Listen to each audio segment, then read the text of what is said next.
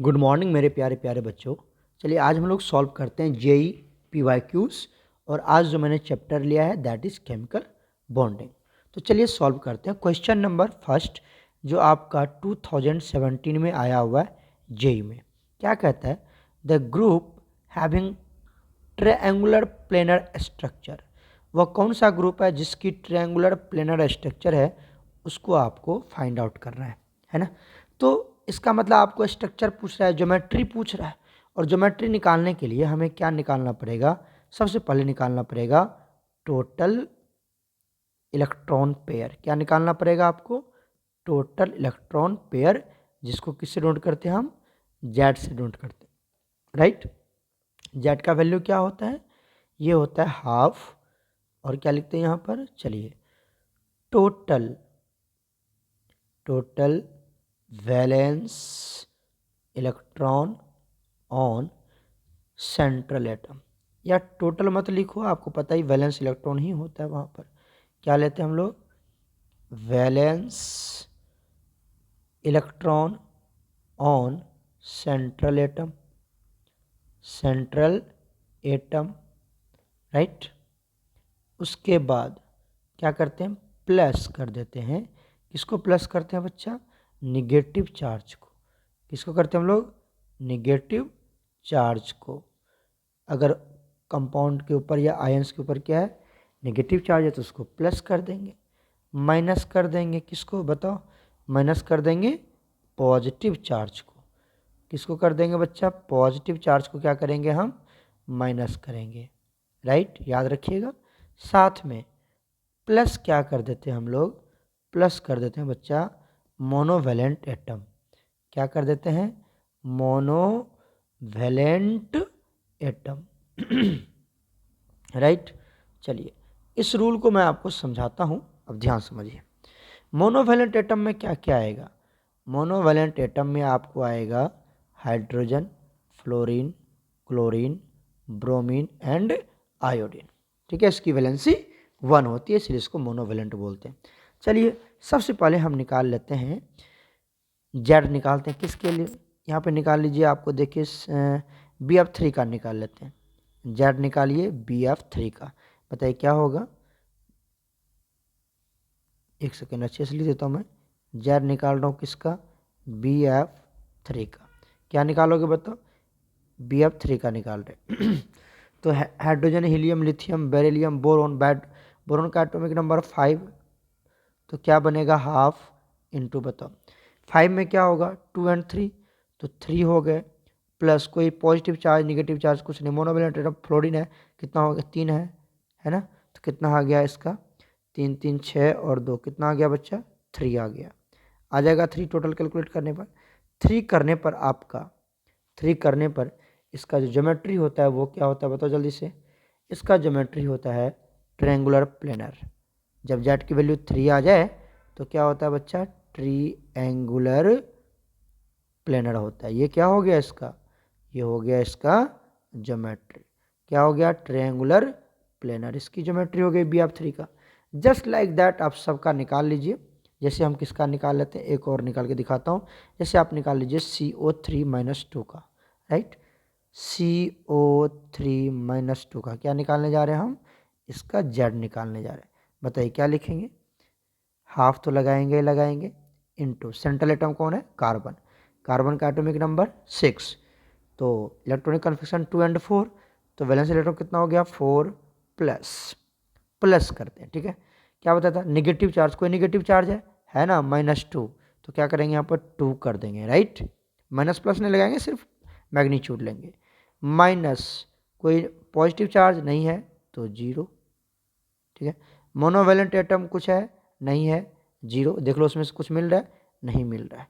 कितना आ गया इसका वैल्यू? ये आ जाएगा हाफ, और 4 2 6, कितना हो गया? ये भी 3 आ गया। तो जब ये भी 3 हो जाएगा तो इसकी भी ज्योमेट्री क्या हो जाएगी? ट्रायगोनल प्लेनर हो जाएगा। क्या हो जाएगा? Trigonal planar. क्लियर हो गया। एक और निकाल लेते हैं, NO3- का निकाल लेते हैं, है ना। चलो NO3- का निकाल लेते हैं। NO3- बताओ क्या निकालते हैं? हाफ इंटू, बता दो जल्दी से, नाइट्रोजन का एटॉमिक नंबर 7, तो 2 and 5, 5 हो गया वैलेंस इलेक्ट्रॉन, प्लस कोई नेगेटिव चार्ज, एक है ना नेगेटिव चार्ज -1, तो यहाँ पर 1 लिख देंगे, माइनस कोई negative charge, negative plus minus क्या करते थे, पॉजिटिव चार्ज, कोई पॉजिटिव चार्ज नहीं है तो 0, प्लस मोनोवैलेंट एटम, तो मोनोवैलेंट एटम भी नहीं है, कोई फ्लोरीन हाइड्रोजन कुछ है ही नहीं, तो 0, कितना हो गया, ये आ गया हाफ इंटू 5 1 6, ये कितना हो गया 3। तो इसकी भी ज्योमेट्री क्या हो जाएगी, ट्रायगोनल प्लेनर हो जाएगा, क्या हो जाएगा, ट्रायगोनल प्लेनर। अब दो तो तुमको मिल चुका है ना, देखो ये दो किस में आ रहा है, देख लो जल्दी से फटाफट करके, इसमें तो CO3 देख लो, और ये क्या निकाल रहे थे, सॉरी यहाँ पे तो लिखा ही नहीं मैंने, क्या निकाल रहे थे, ये जेड निकाल रहे थे ना। तो देखिए CO3 देख लेते हैं और NO3 माइनस देख लेते हैं किस में है, इसमें तो CO3 है, NO3 नहीं है, तो ये होगा ही नहीं, CO3 NO3 यहाँ पर है, ठीक है, CO3 NO3 नहीं है, CO3 NO3, तो क्या हो जाएगा यहाँ पर, ऑप्शन नंबर बी ही हो जाएगा बच्चा। आप SO3 का भी कैलकुलेट कर लेना, option number B will be correct option. कैसे निकालेंगे, ये फॉर्मूला मैंने बता दिया है, और एनायंस का भी हमने सॉल्व करके दिखा दिया है। अब यू विल डू योरसेल्फ, आप सभी का कैलकुलेट कर ले। ओके, चलते हैं नेक्स्ट क्वेश्चन पर। नेक्स्ट क्वेश्चन आपका AIEEE 2011 में आया हुआ है। क्या कहते थे, स्ट्रक्चर ऑफ IF7, IF7 का स्ट्रक्चर क्या होगा। अच्छा, और ये तो कोई स्ट्रक्चर नहीं दे रखा है, ज्योमेट्री है, तो हमसे ज्योमेट्री पूछ रहा है ना, तो ज्योमेट्री कैसे निकालते हैं, ज्योमेट्री और स्ट्रक्चर या हाइब्रिडाइजेशन कुछ भी पूछा जाता है तो आप सबसे पहले क्या निकालेंगे, जेड निकालेंगे। अभी मैंने निकालने के लिए सिखाया आपको, जेड का वैल्यू क्या होता है, हाफ इंटू सेंट्रल एटम की वैलेंस इलेक्ट्रॉन, तो यहाँ पर क्या दे रखा है, IF7 दे रखा है, देखिए I भी दे रखा है, F भी है, 7 भी है। तो देखिए ये जो I एंड F है, ये दोनों ग्रुप 17 से बिलोंग करता है, आयोडीन एंड फ्लोरीन ग्रुप 17 से, और जो जिस ग्रुप से बिलोंग करता है उतना ही वैलेंस इलेक्ट्रॉन होगा, तो कितना हो जाएगा यहाँ पर 7 हो जाएगा, राइट। प्लस कोई निगेटिव चार्ज नहीं है 0, माइनस कोई पॉजिटिव चार्ज नहीं है वो भी 0, प्लस मोनोवैलेंट एटम, फ्लोरीन है ना यहाँ पे मोनोवैलेंट है, आई तो हो गया सेंट्रल एटम, आई क्या हो गया, आई हो गया आपका सेंट्रल एटम, और फ्लोरीन क्या बन जाएगा यहाँ पर, सराउंडिंग एटम।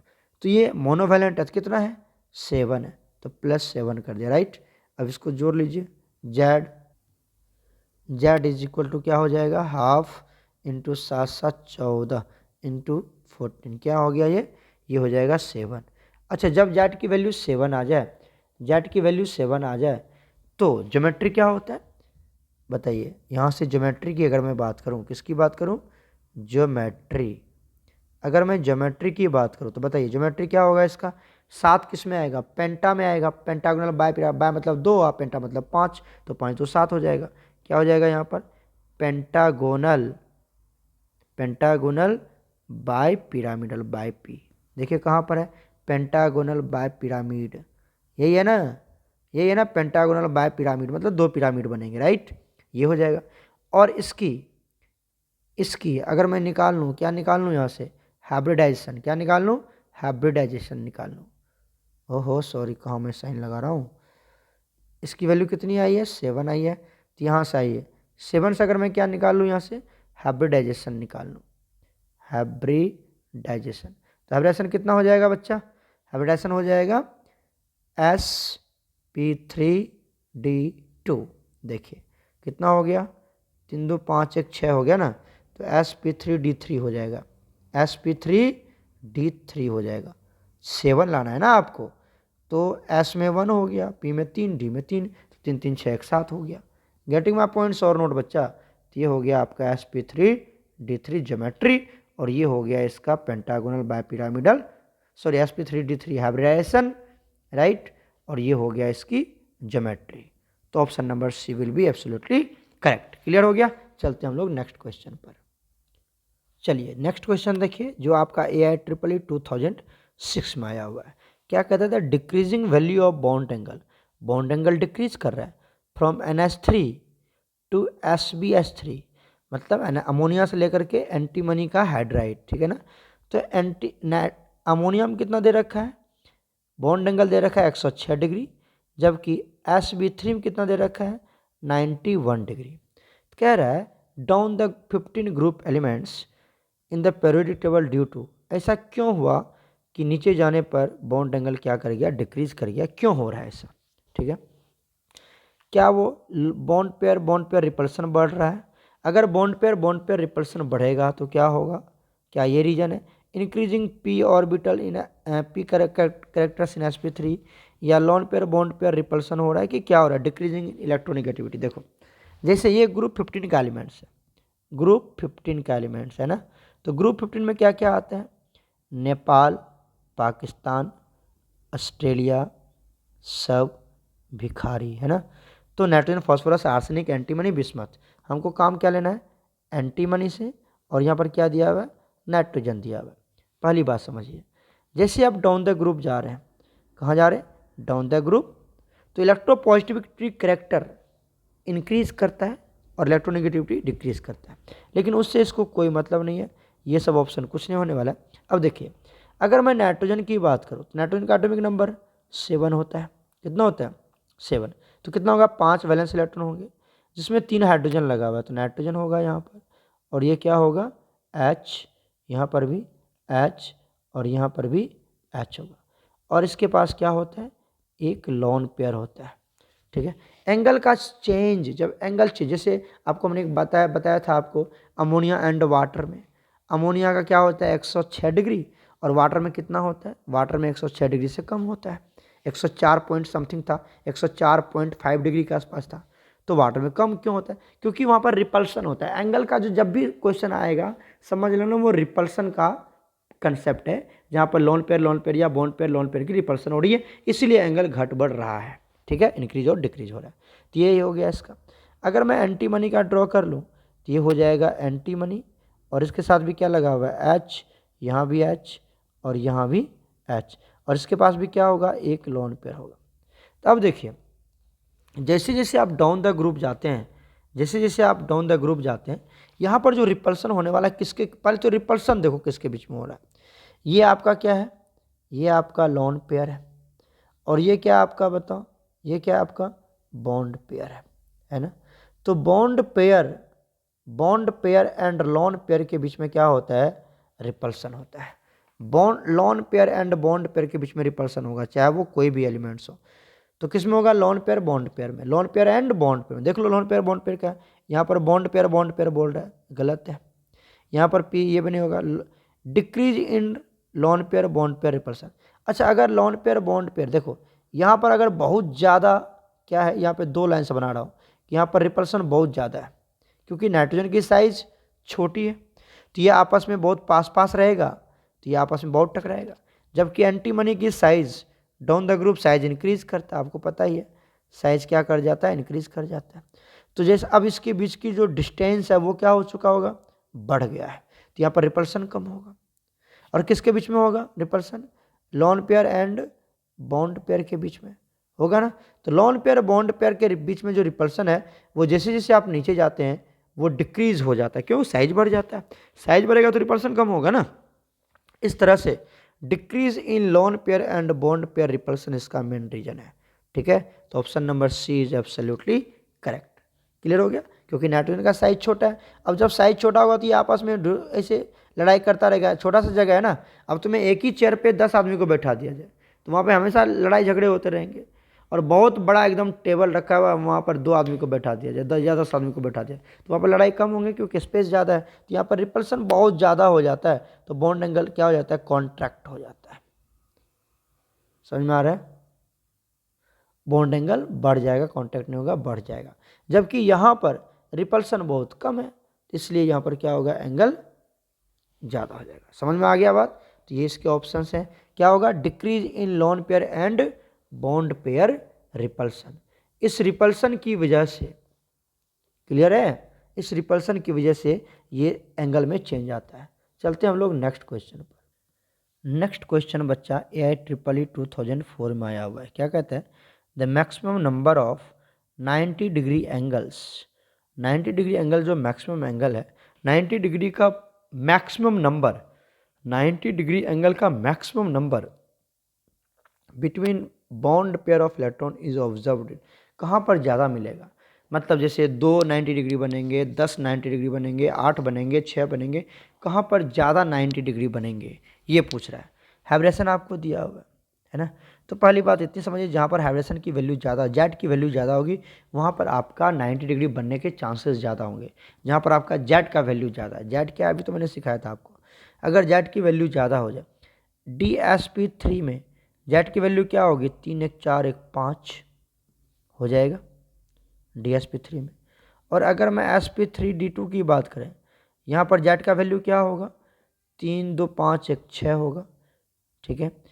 उसके बाद आइए, यहाँ पर जेड का वैल्यू क्या होगा, 2 2 4, यहाँ पर जेड का वैल्यू क्या होगा बच्चा, 3 2 5।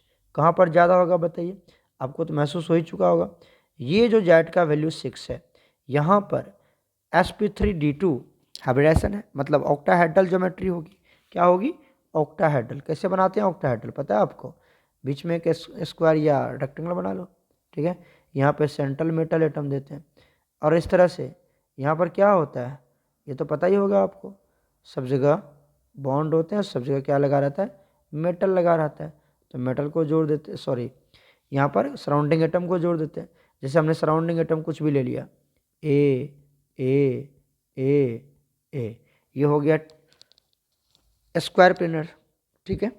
और एक बॉन्ड ऊपर जाता है, एक बॉन्ड ऊपर जाएगा और एक बॉन्ड प्लेन से नीचे। दिस इज ऑक्टाहेड्रल, है ना, this is octahedral, this is octahedral. अब यहाँ पर क्या होने वाला है, कितने 90 होंगे, देखो ये सब 90 पे ही होता है, ये सब कितने पे होता है, सब 90 पे होता है, दिख रहा है आपको, ये सब कितने पे होता है, 90 पे होता है बच्चा, 4 90 यही हो गया। उसके बाद ये जो आप एक्सिस देख रहे हैं, ये जो एक्सिस आप देख रहे हैं ब्लैक कलर का जो ऊपर से आ रहा है, ये भी इस प्लेन पर क्या होता है, 90 होता है। ये जो प्लेन नीचे जा रहा है, ये भी इसके ऊपर 90 होता है, और ये हर एक्सिस पे 90 होगा, ठीक है।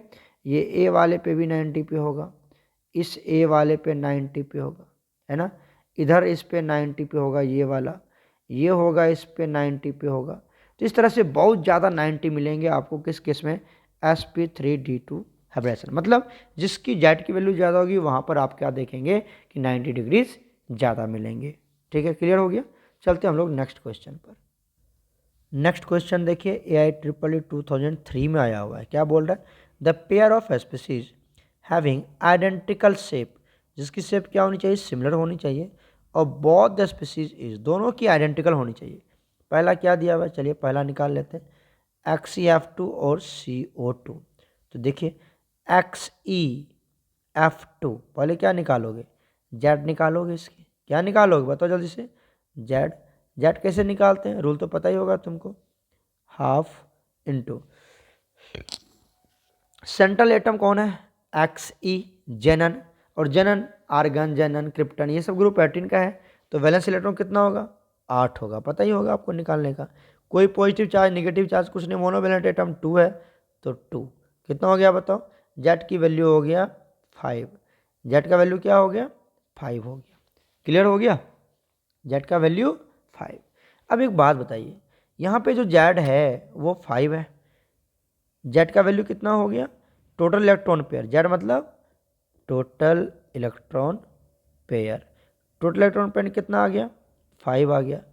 बॉन्ड पेयर कितना है ये बताओ, बॉन्ड पेयर कैसे देखते हैं, सराउंडिंग एटम कितना उसको काउंट कर लो, 2 है, 2 फ्लोरीन जुड़ रहा है, तो बॉन्ड पेयर कितना हो गया 2। लोन पेयर कितना हो जाएगा बच्चा, लोन पेयर कितना हो जाएगा, लोन पेयर हो जाएगा आपका 5 में से इसको माइनस कर दो, 5 - 2 कितना हो गया 3। क्लियर हो गया, 3 लोन पेयर होंगे, 3 लोन पेयर होंगे। अच्छा, और अगर जेड की वैल्यू 5 आ रही है तो ज्योमेट्री क्या होगा बताओ, ज्योमेट्री हो जाएगा trigonal bipyramidal, tri bi P हो जाएगा, राइट। ये ज्योमेट्री हो जाएगा। शेप अब निकालते हैं, शेप में लोन पेयर को काउंट नहीं करते, ये तो पता ही होगा आपको। शेप निकाल लो, क्या है हमारे पास, हमारे पास है XE यही है ना। ट्रायगोनल बाय पिरामिडल बनाना है, क्या बनाना है, ट्रायगोनल बाय पिरामिडल। तो यहाँ पर क्या करेंगे, हम एक ट्रायंगल ड्रॉ करेंगे, क्या करेंगे, एक ट्रायंगल ड्रॉ कर दिया, थोड़ा सा बड़ा ही बना लो, तो थोड़ा सा बड़ा ही बना लो, ये ट्रायंगुलर हो गया इस तरह से। क्लियर है कि नहीं क्लियर है ना क्लियर। अब आ जाओ, कितने सराउंडिंग एटम है वो भी ले लो यहाँ से। कितने हैं सराउंडिंग एटम? 2 है फ्लोरीन। तो एक फ्लोरीन को ऊपर रखो, यही सही रहेगा तुम्हारा, रिपल्सन बहुत कम होगी यहाँ पर। और 3 लॉन पेयर है। 3 क्या है? Lone pair. तो लॉन पेयर को एक इस एक्सिस के अलाउंग रख दो इस तरह से, राइट। एक इस एक्सिस के अलाउंग रख दो और एक इस एक्सिस के अलाउंग रख दो, राइट। अब मैं अगर इसका शेप बताऊं, क्योंकि शेप पूछ रहा है आपसे, क्या पूछ रहा है? शेप पूछ रहा है, आइडेंटिकल शेप। शेप में लॉन पेयर को काउंट नहीं करते, लॉन पेयर को काउंट नहीं करते। तो बताओ कैसा होगा शेप? ये शेप तो यही हो जाएगा, इधर इधर देखो, शेप यही हो जाएगा ना जी। लॉन पेयर को काउंट नहीं करोगे तो यही क्या दे देगा तुमको? शेप दे देगा। समझ रहे हो हमारी बात कि नहीं समझ रहे हो? यही क्या दे देगा बच्चा? यही आपका दे देगा शेप। तो शेप कैसा होगा इसका बताओ? ओहो, थोड़ा अच्छा से बन जा। नहीं बनेगा ये, ठीक है चलो यही रहने देते। शेप कैसा हो जाएगा? शेप हो जाएगा, आप देखिए एक लाइन से आ रहा है, एक लाइन से आ रहा है तो क्या बोलेंगे इसको? लीनियर। शेप क्या हो गया इसका? लीनियर हो गया। दूसरा क्या दे रखा है? CO2। ये तो पता ही है आपको, CO2 कैसे बनाते हैं? C double bond O double bond O। इसका भी शेप क्या हो गया देख लीजिए, इसका भी शेप हो गया लीनियर, इसका भी शेप हो जाएगा लीनियर। कैसे हो जाएगा? आप वो जेड करके, जेड का वैल्यू इस तरह से भी निकाल सकते हैं, कोई दिक्कत नहीं है, ठीक है। तो आप हर किसी का चेक कर लो, बट हमें तो ये ऑप्शन ही मिल गया जहाँ पर दोनों की शेप क्या है? लीनियर है। दोनों की शेप क्या है बच्चा? लीनियर शेप का है, ज्योमेट्री नहीं, लीनियर शेप। शेप अलग चीज़ है, ज्योमेट्री अलग है। शेप में लॉन पेयर को काउंट नहीं करते और ज्योमेट्री में lone pair plus bond pair को, दोनों को काउंट करते हैं, जबकि शेप में सिर्फ बॉन्ड पेयर को ही कैलकुलेट करते हैं ना। तो इस तरह से आपका A option is absolutely correct. बाकी निकाल लेना, सबका अलग अलग आएगा, सेम किसी का नहीं आएगा, फर्स्ट ऑप्शन ही सही है इसका, ठीक है। तो इतना तक हमने सॉल्व कर लिया, फिर मिलते हैं हम लोग नेक्स्ट क्वेश्चन के साथ नेक्स्ट वीडियो में। ओके प्यारे बच्चों, गॉड ब्लेस यू ऑल।